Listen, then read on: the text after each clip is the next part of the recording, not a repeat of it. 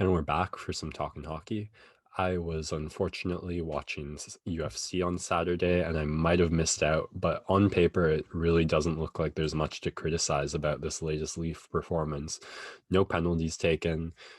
McDavid held to one shot on goal, a shutout for Campbell in his return to net, and the scoring spread out among all the top guys with Willie Nylander continuing where he left off the other night, Tavares stepping up, Marner stepping up, showing the Leafs Nation that there is more to this team than just Austin Matthews, which has probably become overstated as a talking point, or Matthews himself has become overstated as a talking point. Absolutely. We saw on Monday the Leafs had a ton of injuries and they struggled, and there was worries that this might be similar. No Freddie, no Austin, obviously some guys who are still out, and this was maybe the most complete performance the Leafs have played in a very long time.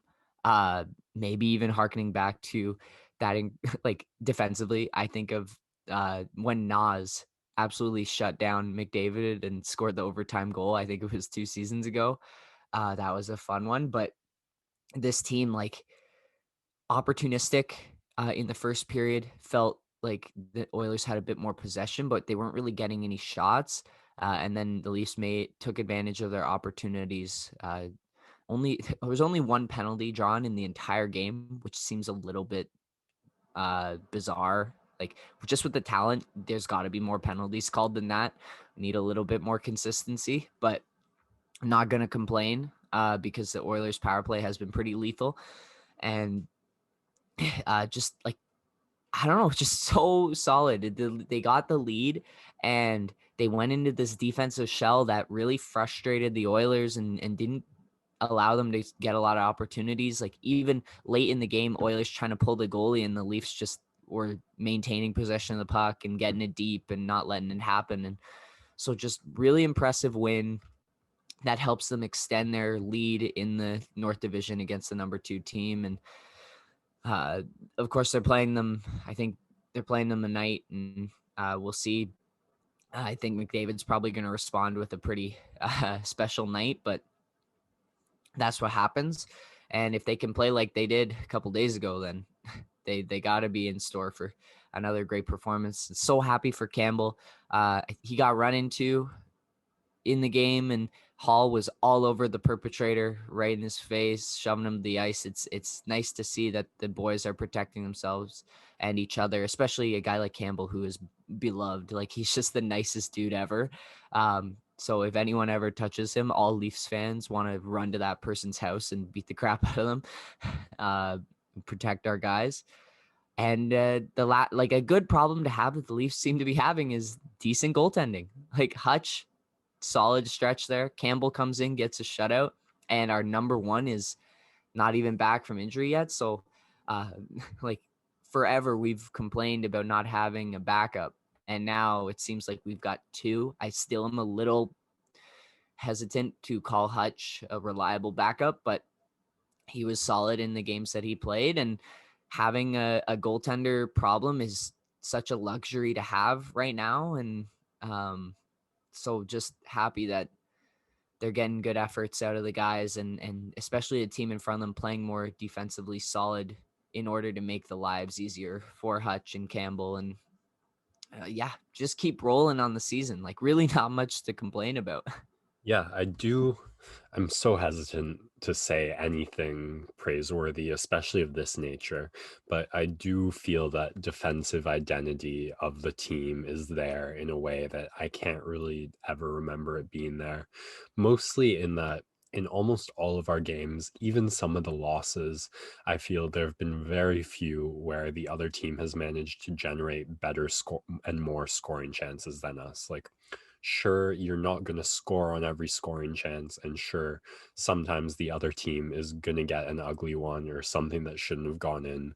But if 8, 9 out of 10 games you're getting more scoring chances, then you are probably going to win 6 or 7 of those games. And when you have a team that's so offensively threatening in those 1 or 2 out of 10 games where you didn't generate as many scoring chances and got a little outplayed, we still have the firepower to get it done, which goes back to that win over the Canucks where we scored 2 goals in 11 seconds.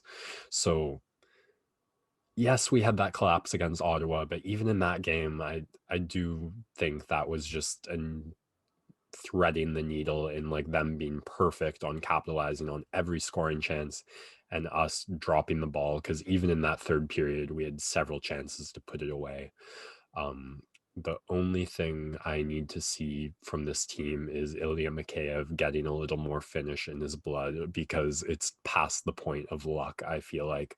I mean, I want to know how many breakaway chances he has had and scored and not scored on, because I imagine he's like got to be setting a league record in that number. It's I like at first it felt like luck, but now it's like, does this guy know how to finish? I don't.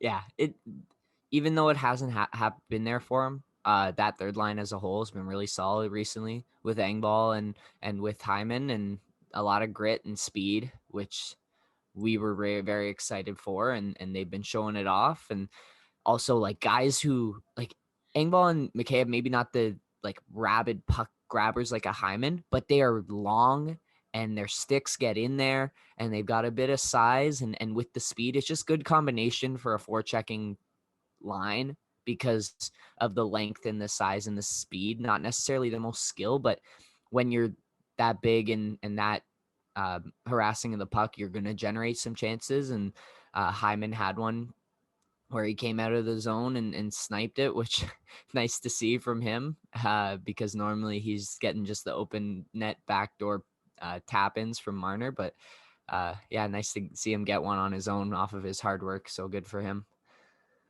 And yeah, the Leafs, they have a couple more here against Vancouver and then as well. And then next week is probably the biggest week of the season so far for them, because they will get a 3-game look against the Winnipeg Jets, a Tuesday, Thursday, Saturday triple header. And that is definitely going to have big implications for what the standings will look like in the North Division. The Jets win again, beat the Habs in overtime. They have just been quietly really solid, as I continue to mention. And they're a team that if they win their games in hand, they are 3 points behind the Leafs for first in the division. And if they manage to do that this week and then play the Leafs 3 times, we could see a new team at the top. So something the Leafs can't necessarily look ahead to yet, because you have to always play the team that's in front of you, but definitely something to keep in the back of your mind, because these 2 teams, I think, are the best 2 teams in the division. And it will be a heavyweight bout when they square off. And I think the Jets are going to really punish them physically.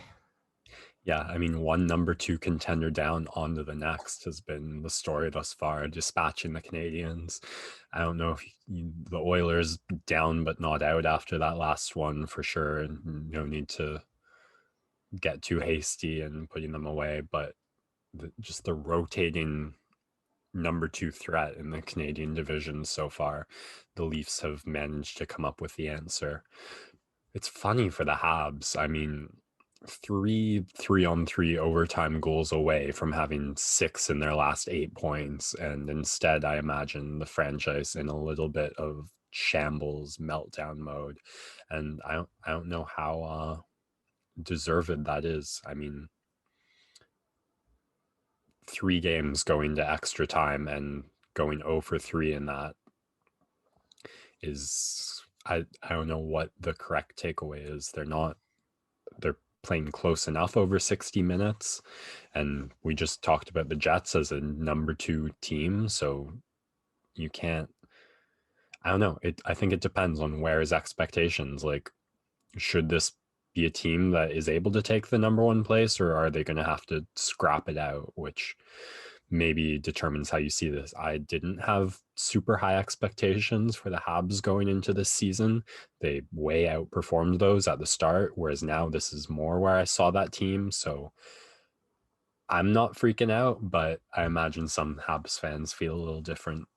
Yeah. Well, like technically they've lost 5 in a row, even though they've got the loser points. And the Flames beating the Senators on Saturday and play them again tonight. So hopefully for them that they can pick up another 2 points. The Habs have 2 games in hand and are still a point ahead of the Flames. So in that regard, they can have a little bit of solace. But obviously, if you're on a losing streak, it doesn't necessarily mean you're going to win those games in hand and keep your lead. So it's going to come down to the Montreal and Calgary right now fighting it out for that 4th spot as it stands.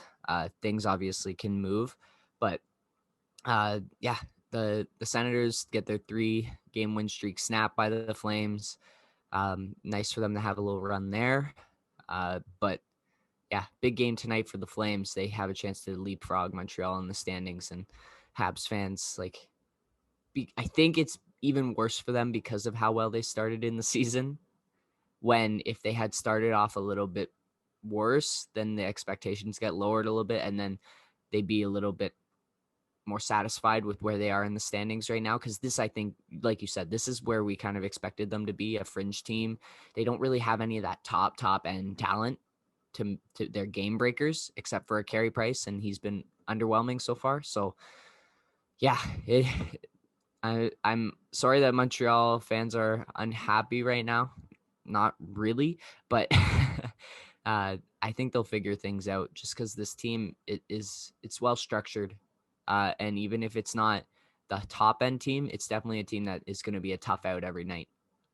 Yeah, it's just a matter of not having like what Toronto has, what Edmonton has, even to an extent what Winnipeg has in just those consistent goal scorers.